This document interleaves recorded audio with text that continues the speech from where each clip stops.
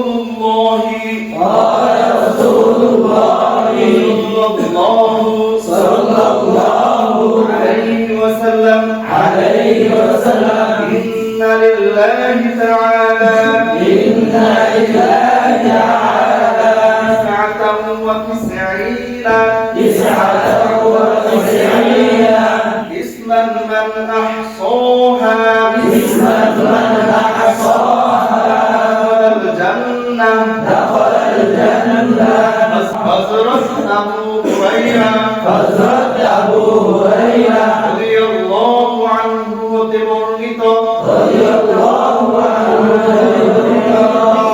মুহাম্মদ সাল্লাল্লাহু আলাইহি ওয়াসাল্লাম বলিয়াছেন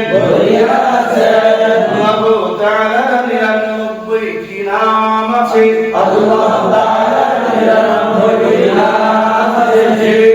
মুখস্থ করিবে জান্নাতে প্রবেশ করিবে তাহলে কিন্তু মুখস্থ করা হয়েছে বুঝছেন মুখস্থ করার সময়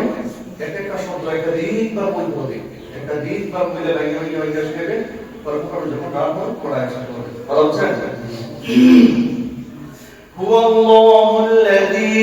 لا إله إلا هو لا إله إلا هو الرحمن الرحيم الملك القدوس السلام لا إله إلا هو الرحمن الرحيم الملك القدوس السلام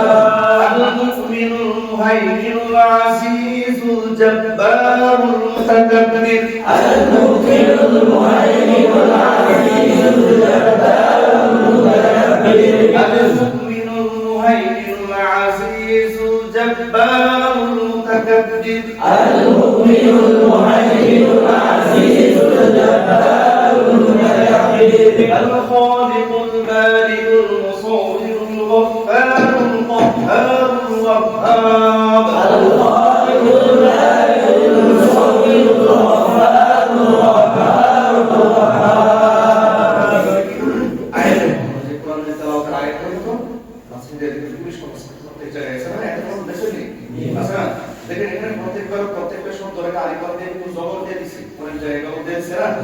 যখন আপনি প্রায়টা একসাথে করবেন তখন ওই জবর চালু করতে হবে না কথা হচ্ছে